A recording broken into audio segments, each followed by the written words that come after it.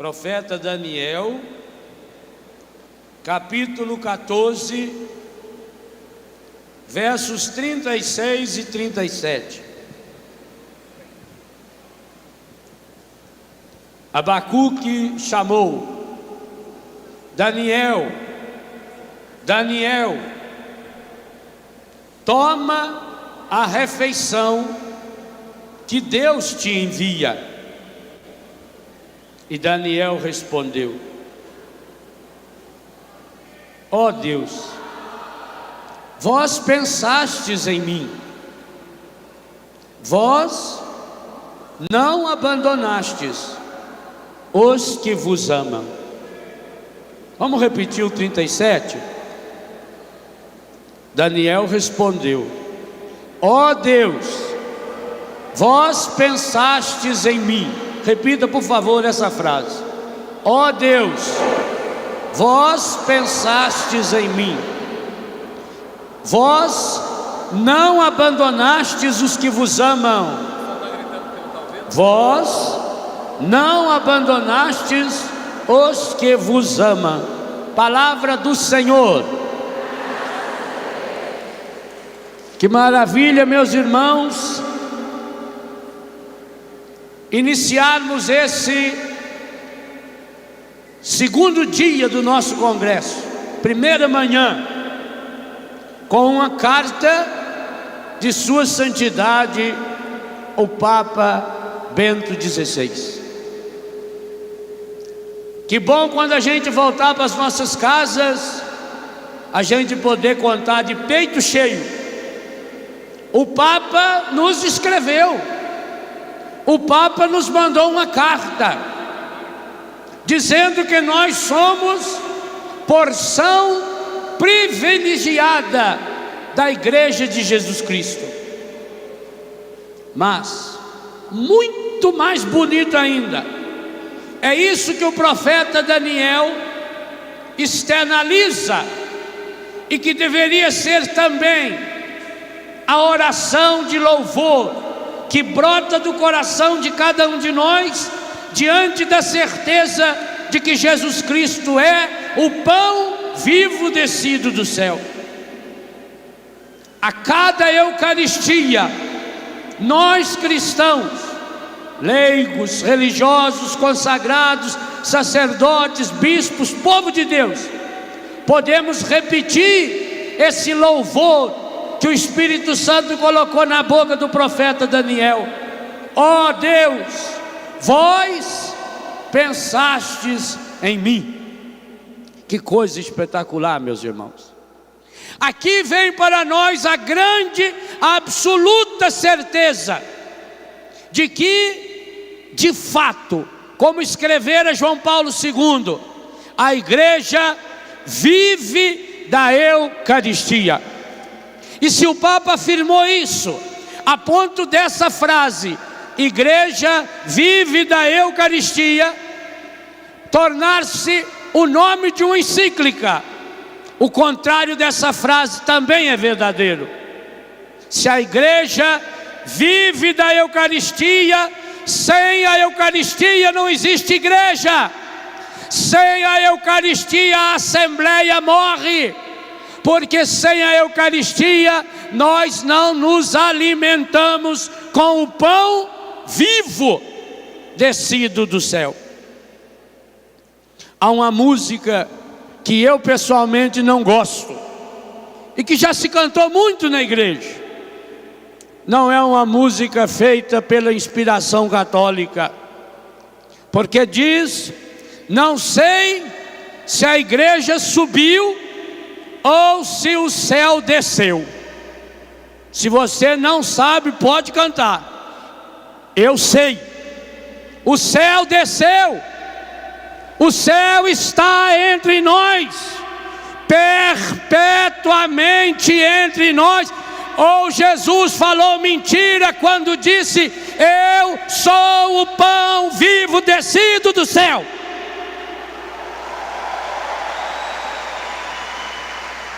Mas talvez, meus irmãos, a gente canta sem pensar.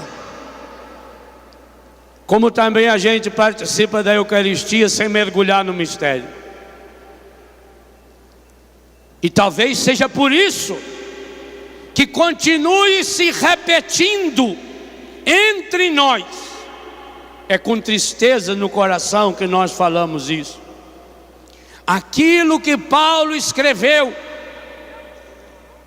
e que encontra-se no capítulo 11, versículo 30 da primeira carta aos Coríntios. Ali, São Paulo diz: vocês vivem mal a Eucaristia. Há muita briga, muita divisão entre vocês. Vocês vivem se acusando uns aos outros. Tanto que no versículo 28, a tradução da Ave Maria é fabulosa ao mostrar que aparentemente tem ali um erro, até um erro de concordância, uma repetição. Parece que à primeira vista é errônea, mas não. Lá no versículo 28 diz: cada um se examine a si mesmo. Parece contundência demais. Se é cada um, só pode examinar-se a si mesmo. Essa tríplice repetição do pronome jogando para uma responsabilidade pessoal, mas não individualista, aparece como resultado triste o versículo 30. Porque vocês não estão vivendo bem a Eucaristia. Esta é a razão. Assim começa o versículo 30.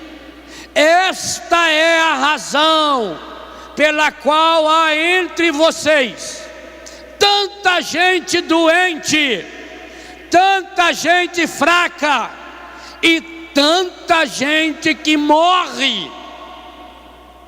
Quando nós lemos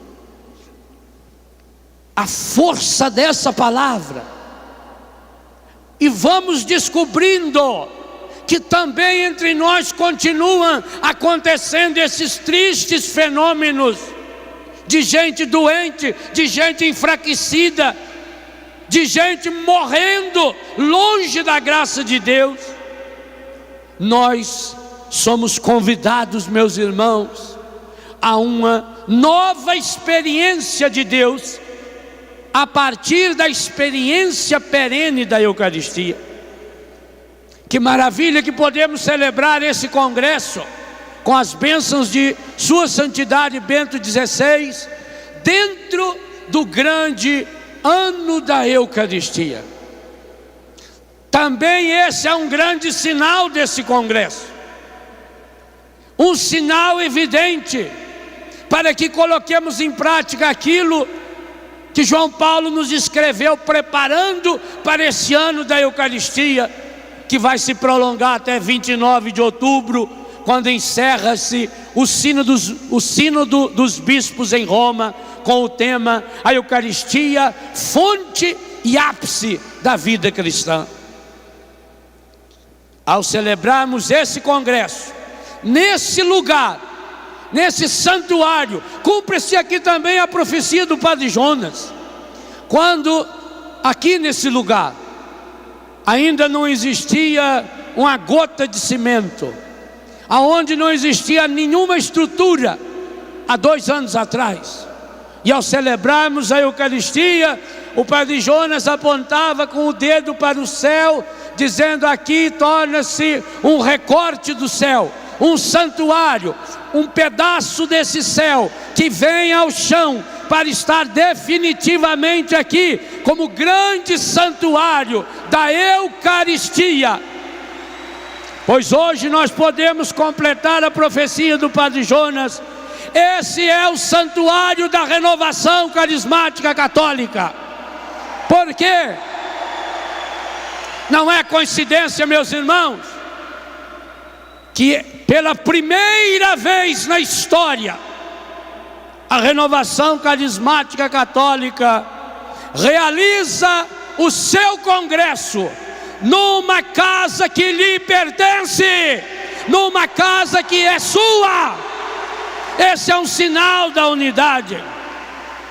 E quando eu sentado ali via olhava para esse maravilhoso rincão, esse espaço sagrado, eu pensava, é por isso que o teto tem esse formato.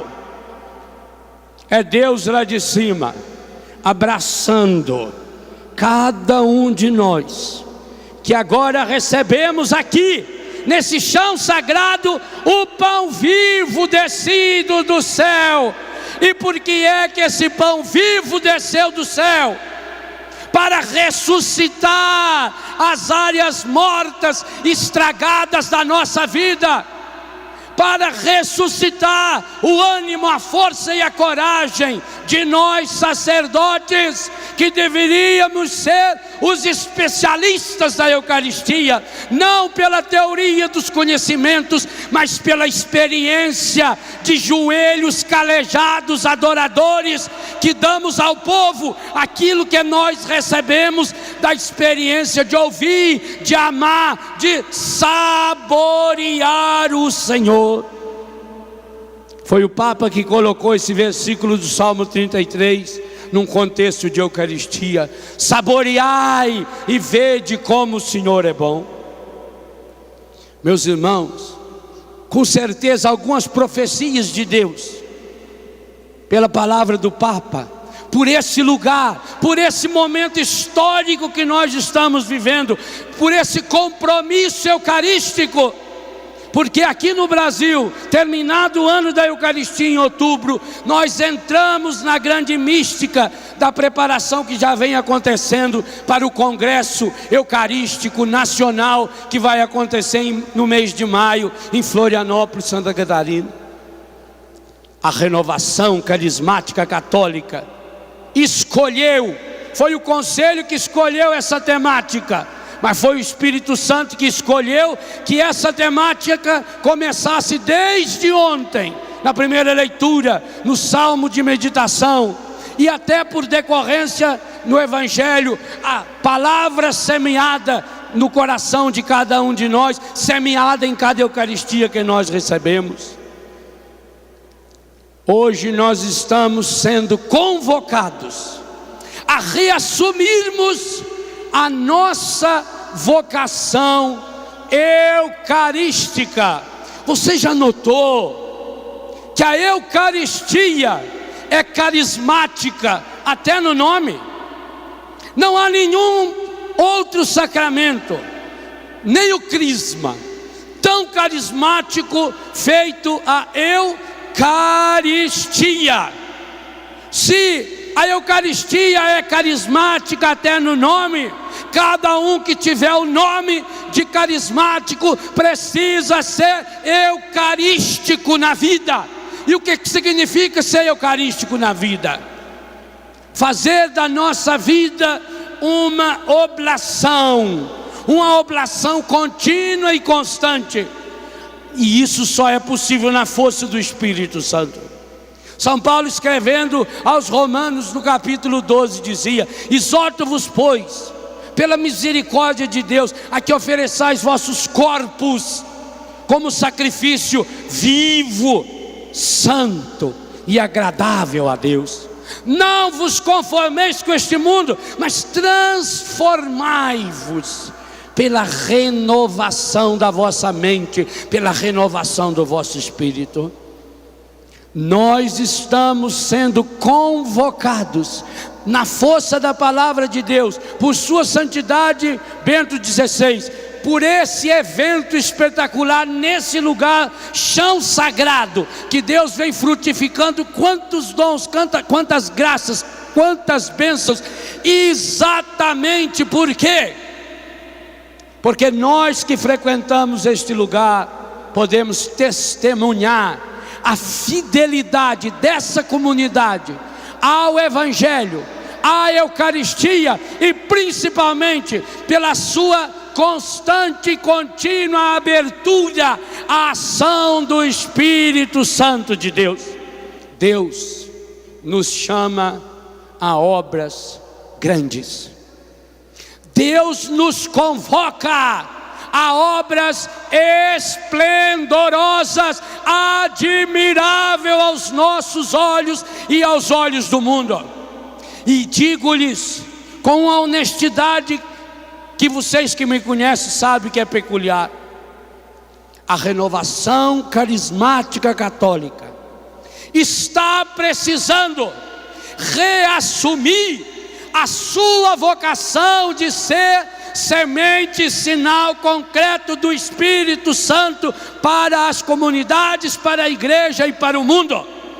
A renovação carismática católica está precisando reassumir a força do Espírito Santo, a força dos pioneiros que fez gestar na igreja leigos, religiosos, consagrados, sacerdotes e bispos cheios, repletos do Espírito Santo.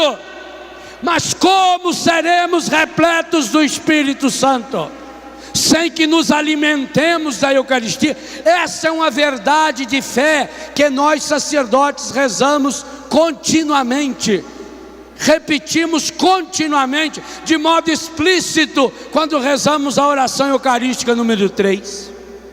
Ali a igreja nos dá um segredo, que o sacerdote presidindo e falando em nome de toda a igreja, e ali falando na pessoa de Jesus, porque é dentro da oração eucarística, o sacerdote reza que, participando do corpo e o sangue do vosso Filho, sejamos... Lembram da palavra? Sejamos, não é cheio não, sejamos repletos do Espírito Santo. É disso que o mundo precisa, de sacerdotes, de seminaristas, de bispos, de povo de Deus, repleto do Espírito Santo. Essa é a marca eucarística da igreja de Pentecostes. Como nós seremos repletos do Espírito Santo? A igreja responde: alimentando-nos com o corpo, o sangue, a alma e a divindade de nosso Senhor Jesus Cristo.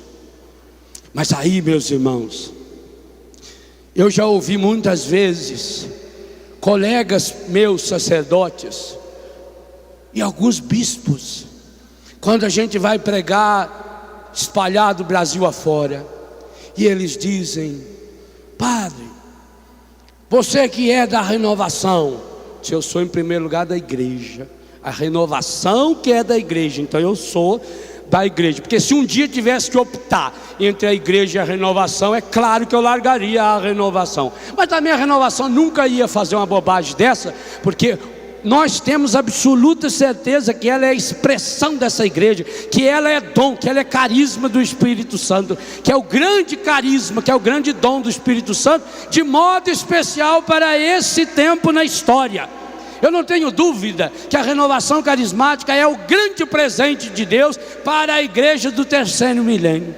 Então esses padres e bispos dizem: porque aqui na nossa comunidade tem o grupo de oração, é uma beleza o grupo de oração, enche a igreja, mas acontece que o grupo de oração começa 7h30 da noite, depois da missa.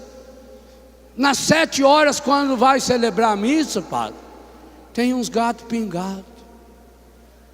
Há lugar, padre, em que o padre conta para a gente que o povo fica lá fora esperando acabar a missa para entrar no grupo de oração.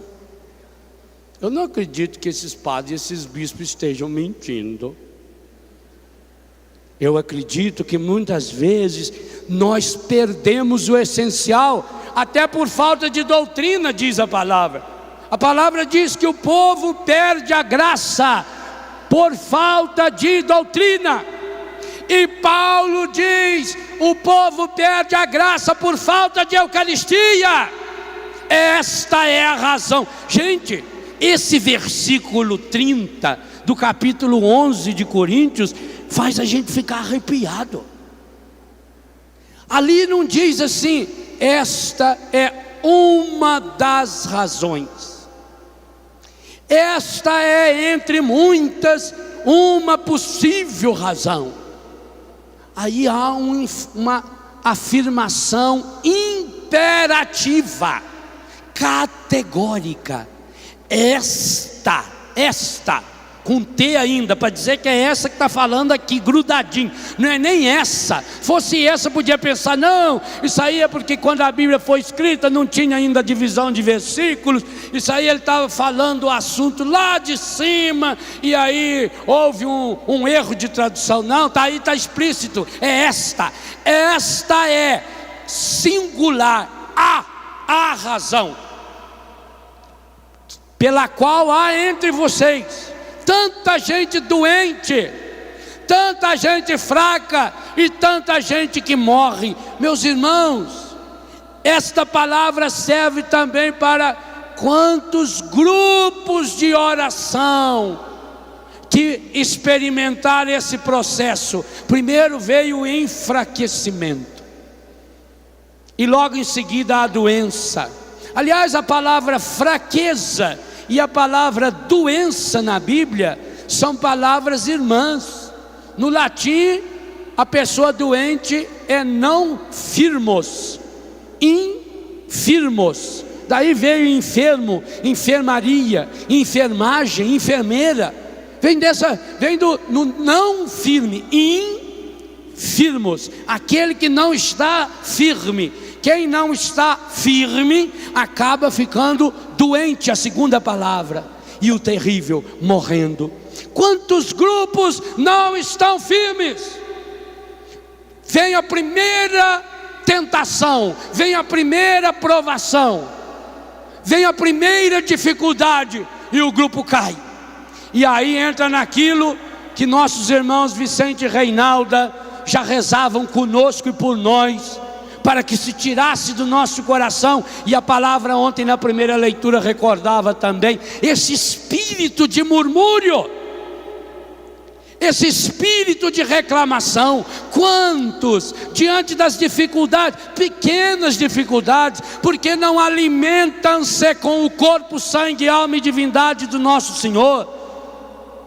Do mesmo jeito que a renovação aprendeu a amar a palavra. Eu pensava ontem, quando celebrava a Eucaristia, como Deus é carinhoso ao colocar na liturgia da abertura desse congresso a força da Eucaristia, primeira leitura e salmo, e a força da palavra. É dogma da nossa fé católica que nós adoramos, veneramos a palavra do mesmo jeito que adoramos e veneramos a Eucaristia. Está na Dei Verbum, o mais carismático de todos os documentos dogmáticos da igreja.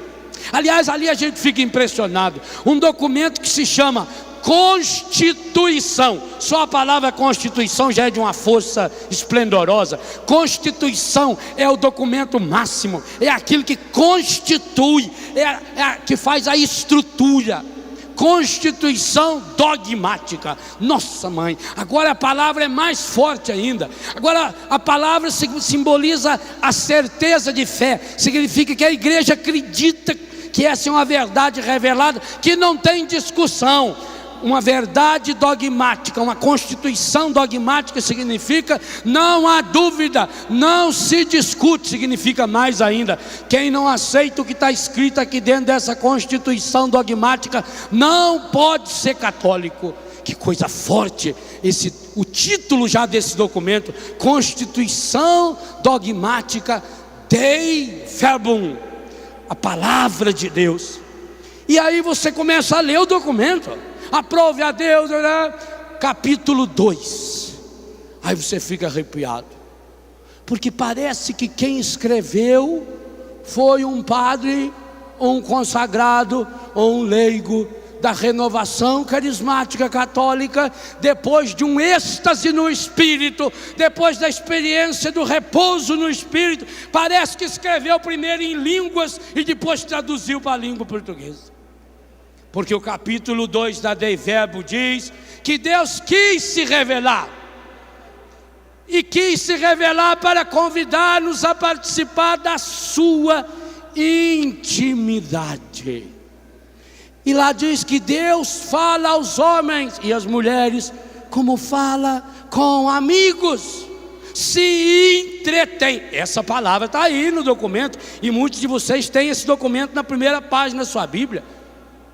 Que Deus se entretém. Meu Deus do céu, entreter significa brincar, significa se divertir. A Bíblia diz que Deus quer entrar numa intimidade de palavra de ciência e de sabedoria, na força do Espírito Santo. E a igreja nos garante que essa experiência do dar-se pleno de Deus aconteceu e continua acontecendo em cada Eucaristia.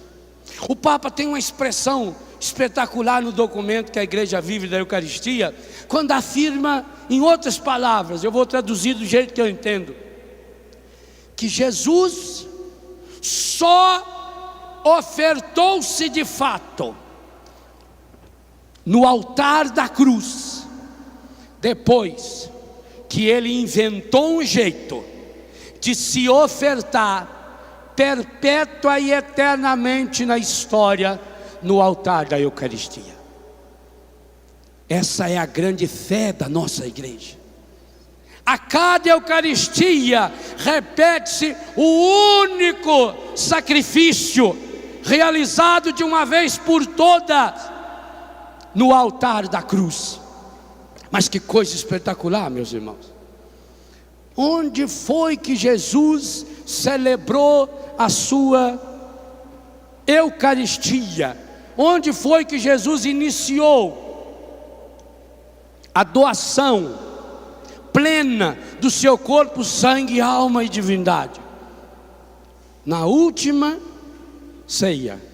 Foi a primeira missa. Em que lugar isso aconteceu? Ô louco, a minha voz não está legível não? Que lugar isso aconteceu? Quando perguntaram para ele aonde o Senhor quer que a gente prepare para celebrar a Páscoa, aconteceu no cenáculo. Será coincidência? Será que não tinha outro lugar para Jesus celebrar a Eucaristia? Ou o cenáculo vai se tornar o grande referencial do mistério pascal? Observe, por exemplo, que todos os anos nós iniciamos o mistério pascal no Tríduo Pascal, na Quinta-feira Santa, na instituição da Eucaristia, no lava-pés eucarístico. Tanto que São João, no capítulo 13, tendo amado os seus que estavam no mundo, amou-os até o fim. Quando o lugar em que os outros evangelistas narram a instituição da Eucaristia, São João coloca Jesus lavando os pés dos discípulos. E basta ler o capítulo 6, que motiva essa pregação do mesmo evangelho de São João, para não pensar que São João não entendeu a força da profecia de Jesus sobre o pão da vida, naquele discurso esplendoroso que ele fez na sinagoga de Cafarnaum. Aliás, até o lugar Cafarnaum que ele escolhe para fazer o seu discurso sobre o pão da vida remete-nos para o cenáculo. O Tríduo Pascal começa no cenáculo, chega no seu ápice na cruz, plenifica-se na ressurreição de Jesus. E que coisa interessante, onde foi que os discípulos, apóstolos depois, onde foi que eles se encontraram com Jesus ressuscitado? No cenáculo. Jesus mandou que eles voltassem para o cenáculo, e eles foram para o cenáculo. João capítulo 20, aliás, até o horário é de propósito. Você, não sei se já observou, a Eucaristia na Bíblia é o sacramento da tarde. A multiplicação dos pães, Mateus 14, aconteceu de tarde. E a Bíblia diz, está lá, Mateus capítulo 14. Depois a celebração da Eucaristia, Mateus capítulo 26, no final da tarde, já caía a tarde.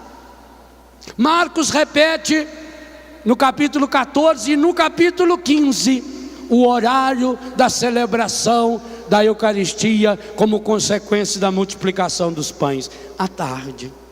Lucas nos conta que era final da tarde quando os discípulos de Emaús pediram: fica conosco, Senhor, já é tarde, o dia declina. E Jesus entra e celebra a Eucaristia. São João capítulo 20, quando fala que os discípulos estavam no cenáculo, diz: ao cair da tarde. Aí nós entendemos por que sem a Eucaristia nós somos fracos. Por que sem a Eucaristia nós não recebemos, Atos 1, 5 e 8, a força do alto, o dínamos. São Lucas tinha muitas palavras para associar ao Espírito Santo, mas quando ele escolheu dínamos, ele sabia muito bem que o dínamos é essa realidade maravilhosa que recebe a força da energia mecânica para transformá-la na energia elétrica, e que é isso que o Espírito Santo faz em cada um de nós, e faz em cada um de nós a cada Eucaristia, porque é pela Eucaristia que nos tornamos repletos do Espírito Santo. Esse sacramento da tarde significa do cansaço, quando nossas forças já estão indo, quando a gente não está dando mais conta. Não é a tarde só do horário, é a tarde da vida. Ah, meu irmão, minha irmã, meu irmão sacerdote, minha irmã religiosa, meu irmão religioso, povo de Deus. João Paulo II testemunhava na Igreja Viva da Eucaristia que nas suas tardes de dor, de sofrimento, de dificuldade, ele aprendeu a se colocar diante de Jesus eucarístico, e que ali entendia o mistério da transfiguração da sua própria vida.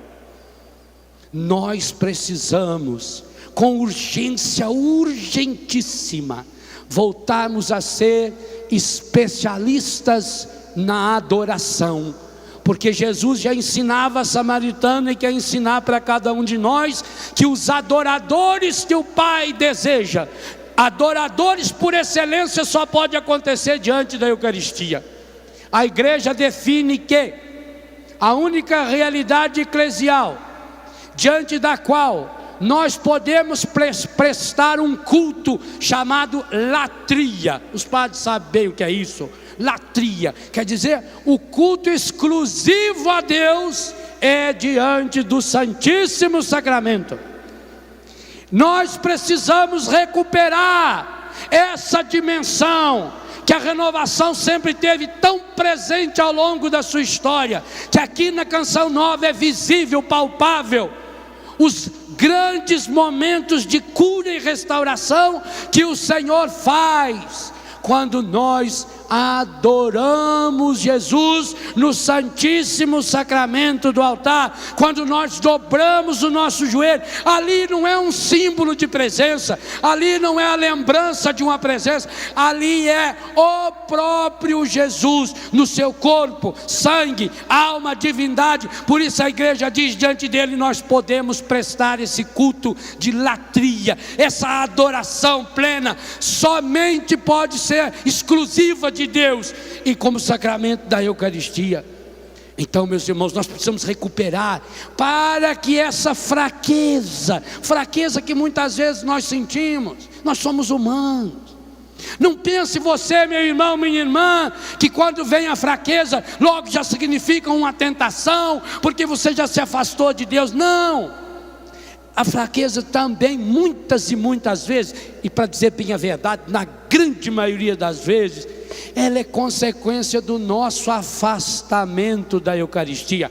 Eu não estou falando do afastamento físico, porque graças a Deus a grande maioria dos sacerdotes celebram diariamente a Eucaristia. Mas é preciso algo mais. É preciso aquilo que o povo fala. Quando o povo fala em missa carismática, por exemplo, a igreja nem gosta muito desse título, eu também não gosto. Ou toda missa é carismática ou não é missa. Como é que pode celebrar Eucaristia sem ser carismática, se no próprio nome Eucaristia já está a palavra carisma, haris, graça? Mas por que o povo fala da missa carismática? É quando percebe que aquele sacerdote não está ali pura e simplesmente como uma presença física. É quando percebe na postura do sacerdote, no seu jeito de vestir, no seu jeito de comportar-se diante do altar. O sacerdote no altar é o grande outdoor de Deus. Quando olha para ele, ou enxerga Deus ou enxerga o inimigo de Deus. É esse outdoor de Deus que nós precisamos ser. Por isso que opinião minha, eu não admito que um sacerdote concelebre a Santa Missa sem a túnica e sem a estola. Eu, se fosse celebrar a missa sem túnica, eu não celebrava. Não é a roupa que faz o monge, mas evidencia. A roupa evidencia as razões do coração. Como é bonito quando nós nos revestimos da túnica e pedimos: Espírito Santo, revista-me inteiramente. Como um dia nós fomos revestidos. O sinal, quando tirou de nós a estola diaconal, e deitados no chão, morrendo para nós mesmos, invocando a comunhão de todos os santos, porque a Eucaristia é por excelência o sacramento da unidade. Então foi pedido sobre nós o Espírito Santo, e depois de sermos consagrados pela imposição das mãos do senhor bispo, sem esquecer nunca de Romanos 11, 29, os dons e a graça de Deus são irrevogáveis. Ali naquele instante, tornamos-nos sacerdote para sempre, segundo a ordem de Melquisedeque, e fomos revestidos. Cada vez que nós vestimos a nossa túnica, cada vez que nós colocamos a nossa estola, estamos despindo-nos do homem velho e revestidos do homem novo, criados segundo Deus, Colossenses 3, 8 a 10, em verdadeira justiça e santidade, que vai se restaurando contínua e constantemente à imagem daquele que nos criou.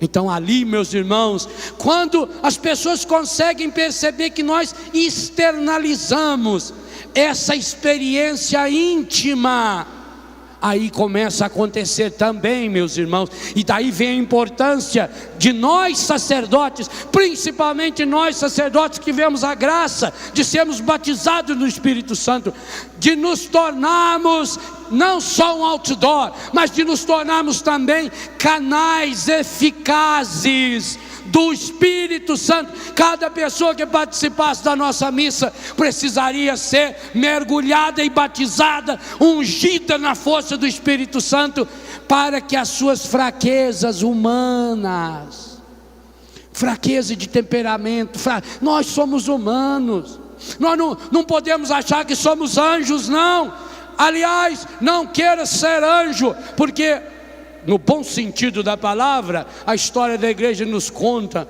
que os anjos têm inveja de nós, porque eles não podem receber a Eucaristia e nós podemos. Paciência, não fui eu que inventei essa regra de anjo.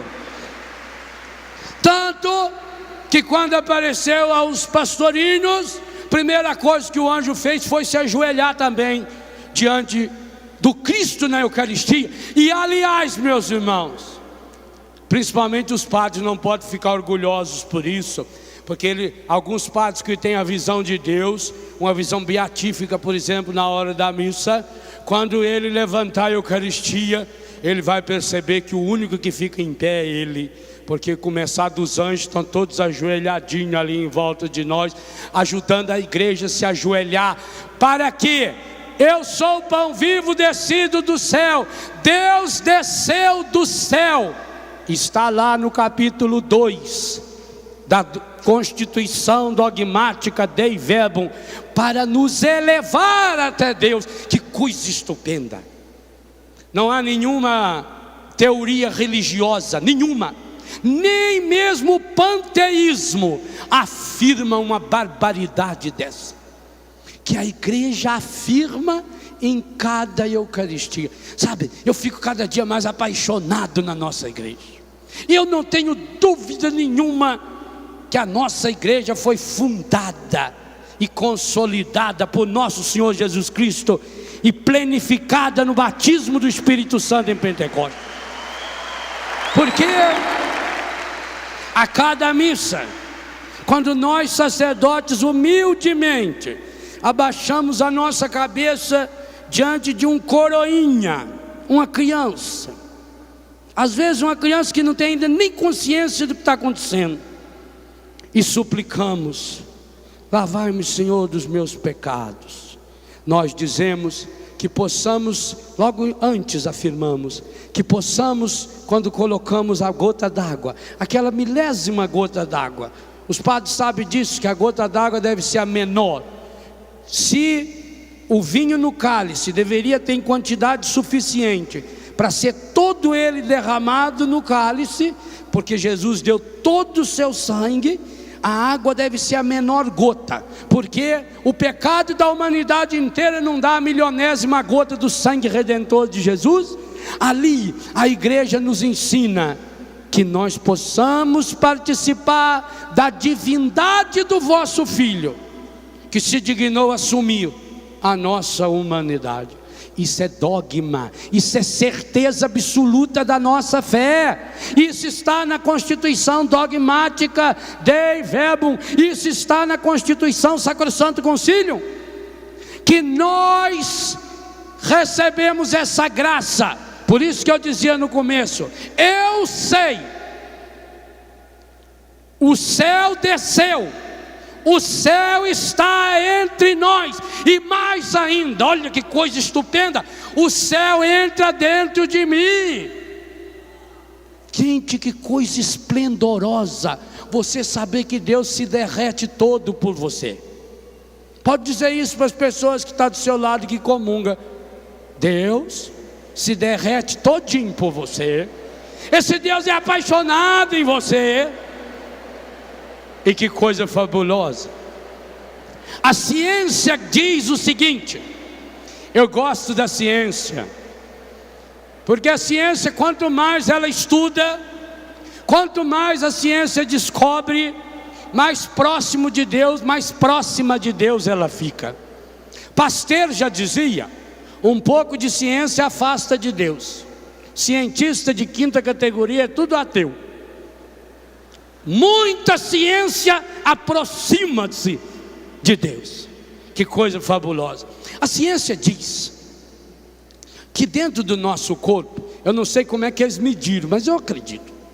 A ciência diz que dentro do nosso corpo, se juntar as veias, não é veia, não é veia, as veias, nas veias também tem, as veias, as artérias, os capilares, tudo quanto é lugar que passa sangue, e se colocar assim em filinha, isso dá uma distância mínima de 94 mil quilômetros.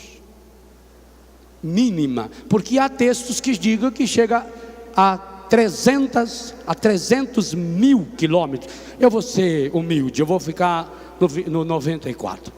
94 mil quilômetros é mais ou menos 10 vezes que Matteo Calise gastou na distância de fazer daqui até a Itália. 10 vezes, 94 mil quilômetros. É uma coisa estupenda. E diz a ciência que o nosso coração, quando ele dá uma bombadinha de sangue, para o sangue sair do coração, passar todo o corpo, qual é a distância ele passa? 94 mil quilômetros. Para percorrer 94 mil quilômetros, ele leva 1 minuto. Isso dá uma velocidade média de 5.560.000 quilômetros por hora. Nem o pensamento dos mais apressados. Não existe nenhuma máquina capaz nem de imaginar. O avião supersônico, ele anda a 2.000 e poucos quilômetros por hora. 2.000. Como é esse bichinho que não anda quase nada aí? Uma lesma. 2.000 quilômetros por hora. Imagina, dentro de você o seu sangue leva 1 minuto para percorrer 94.000 quilômetros. Portanto, 5.560.000 quilômetros por hora. Isso a ciência descobriu. Mas o que a ciência não sabe, e aí a fé vem ensinar, é por quê? Por que essa rapidez toda? Isso é um carinho de Jesus. É a rapidez que Ele sente cada vez que nós o recebemos na Eucaristia. É a ansiedade que Ele tinha e contou para os apóstolos: ansiosamente desejei celebrar com vocês essa ceia. É a necessidade que Jesus tem de nos cristificar, para usar uma expressão do fabuloso Teilhard de Chardin, para nos cristificar, para nos eucaristizar. E aí, meus irmãos, cada um de nós, se tivéssemos consciência disso plena, quando um irmão voltasse da mesa da Eucaristia, a gente tinha que se ajoelhar diante dele, porque ele é sacrário vivo. E por isso mesmo, a pessoa que é cheia do Espírito Santo, batizada no Espírito Santo, e a pessoa que tem consciência de que acabou de receber o corpo, sangue, alma e divindade de nosso Senhor Jesus Cristo, precisa tornar-se esse pedaço do céu. Porque se eu sou o pão vivo descido do céu, afirma categoricamente Jesus no versículo 51 e em outros versículos desse capítulo 6 de São João, eu, quando recebo Jesus, eu me transformo num sacrário vivo. E preciso aprender a me comportar como tal.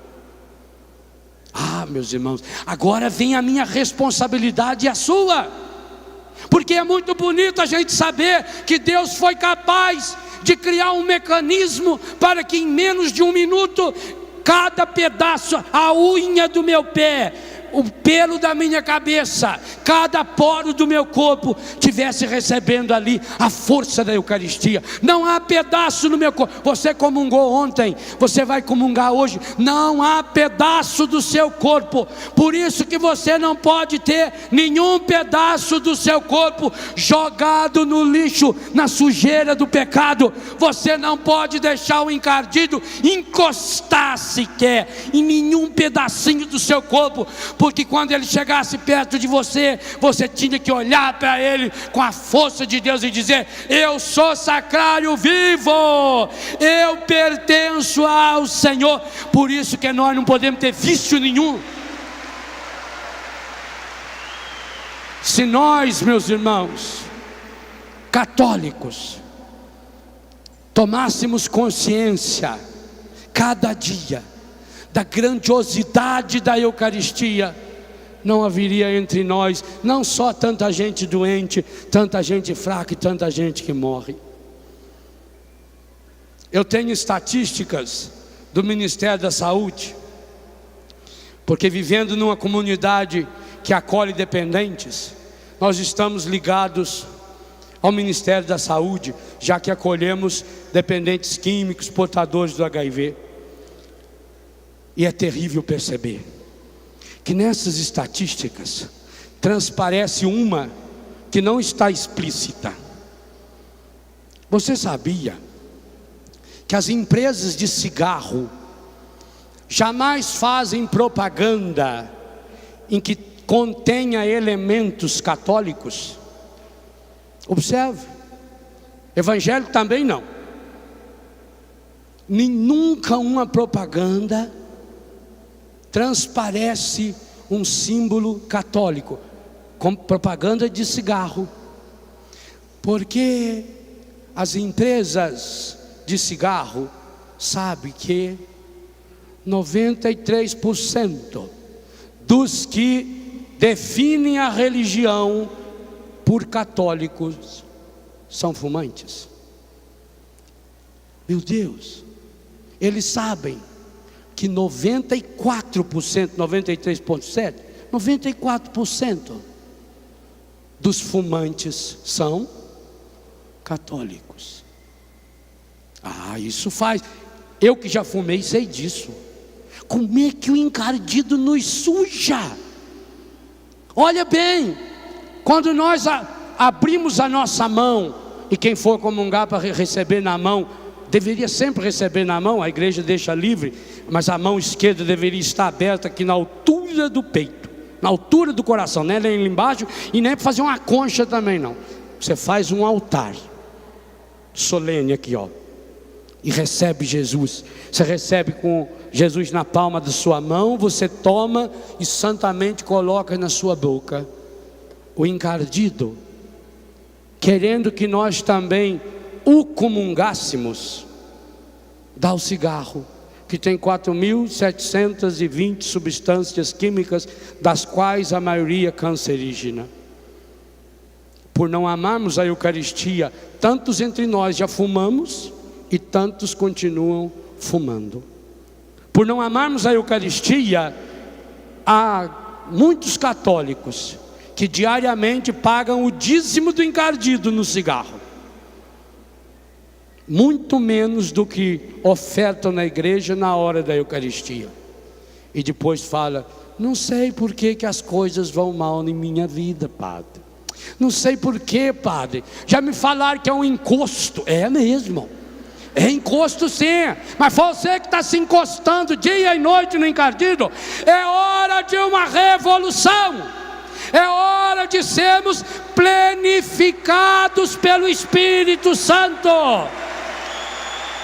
Ora, meu irmão, minha irmã, como é que nós vamos convencer o mundo de que nós acreditamos que naquele pedaço de pão está o corpo, sangue, alma e divindade de nosso Senhor Jesus Cristo, se nós vamos lá, comungamos Jesus, mas o efeito da nossa vida é como se fosse uma batata frita, a começar de nós sacerdotes. Nós sacerdotes seremos cada vez mais homens repletos do Espírito Santo, quanto mais eucarísticos nos tornarmos, seja na celebração da Eucaristia, seja no calo que nosso joelho tem que ter diante do Senhor, quando nós adoramos esse mistério. E aí, meus irmãos, eu queria terminar essa meditação convidando o Eugênio, por favor, Eugênio. Vamos fazer uma oração que São Tomé começou e que Eugênio acabou de musicar. Uma oração que nós precisamos fazer, porque ela contém a adoração, o reconhecimento da grandeza do Senhor, mas ao mesmo tempo ela contém o reconhecimento da nossa fraqueza. Eu creio, mas aumenta a minha fé. Dá-me uma fé limpa, dá-me uma fé pura, dá-me uma fé carismática, dá-me uma fé sarada, dá-me uma fé restaurada. Meu Senhor e meu Deus, eu creio, mas aumenta a minha fé. Diga isso lá do íntimo do seu coração: meu Senhor e meu Deus, eu creio, mas aumenta a minha fé. Meu Senhor e meu Deus, eu creio, mas aumenta a minha fé. Meu Senhor e meu Deus, Pra valer. meu Senhor e meu Deus, meu Senhor e meu Deus, eu creio, mas aumenta a minha fé. Meu Senhor e meu Deus, Deixa o Espírito Santo cantar isso em você. meu Senhor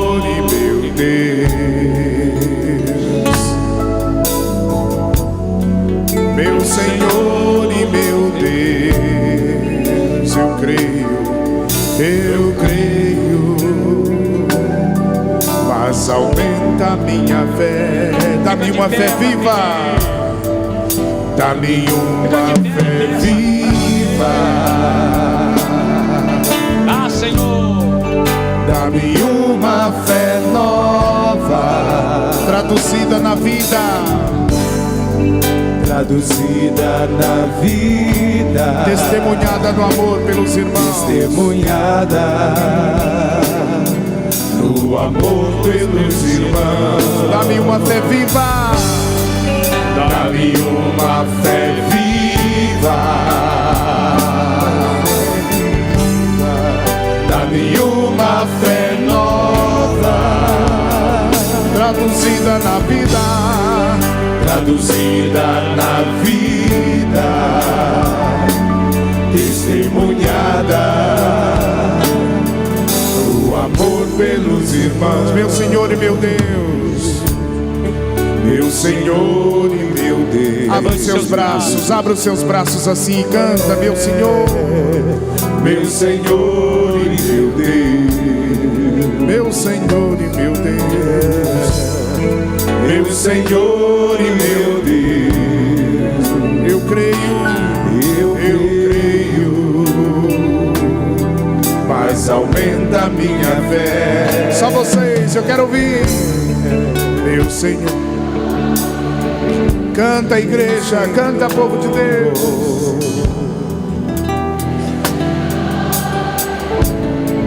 Meu Senhor, Meu Senhor e meu Deus, eu creio, mas aumenta a minha fé.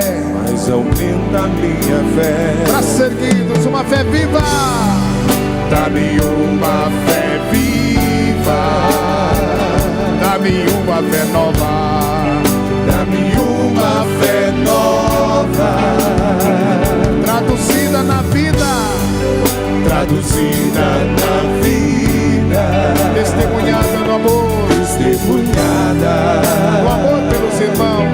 no amor pelos Dá-me irmãos. uma fé viva, Dá-me uma fé viva, dá-me uma fé nova, dá-me uma fé nova,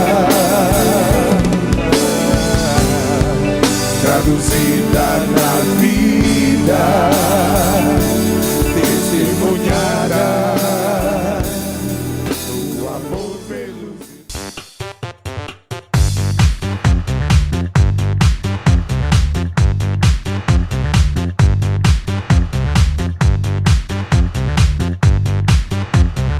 cançãonovaplay.com. Assine já!